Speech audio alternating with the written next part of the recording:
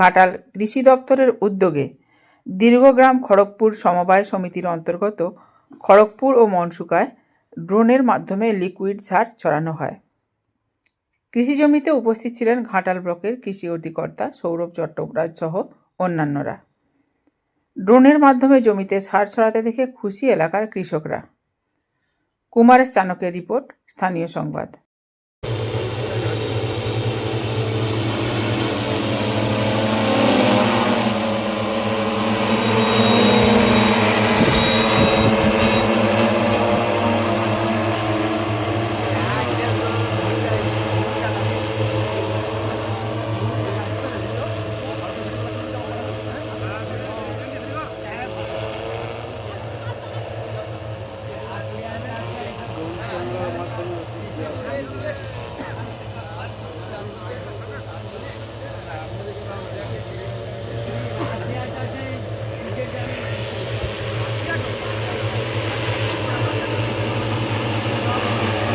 ইফকো ড্রোনের মাধ্যমে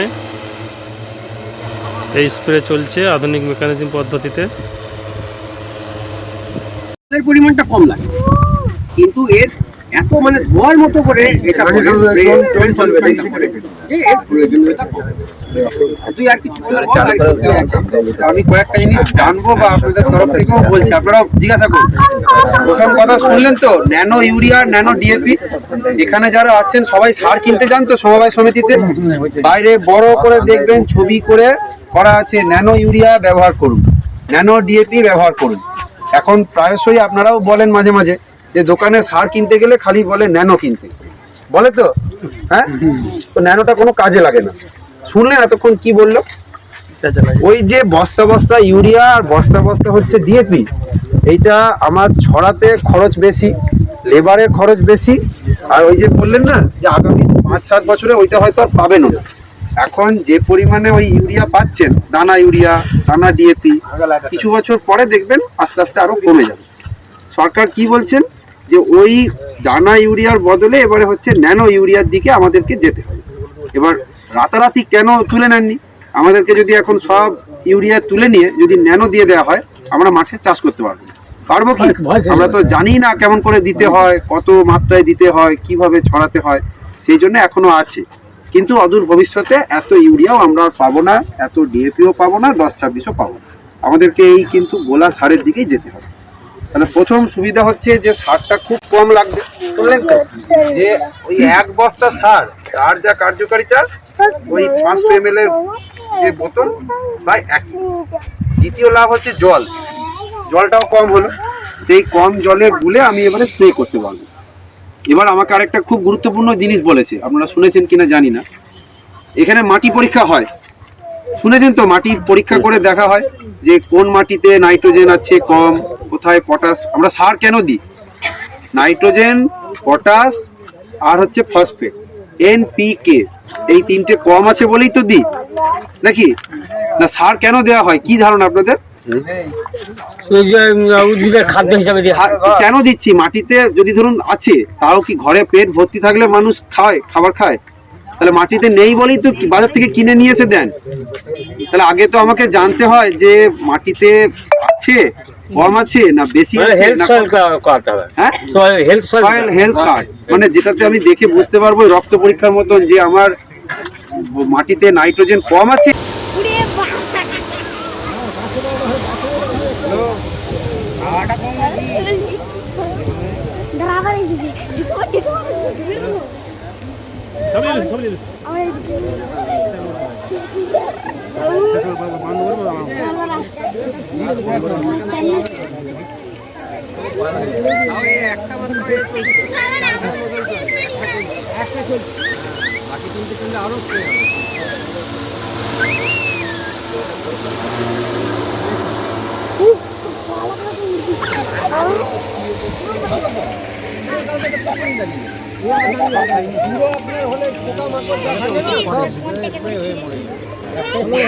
আপনারা জাস্ট প্লে করেন, এটা কি বলেন?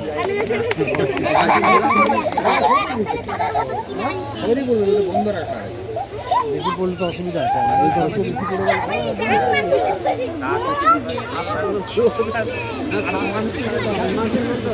ভাই তাই কটা ভর্তি হয়েছে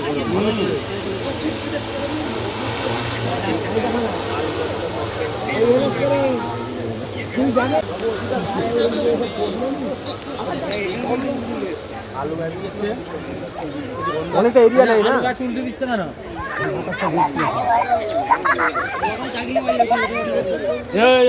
শালা চাগিলিয়ে পাল্লে যখন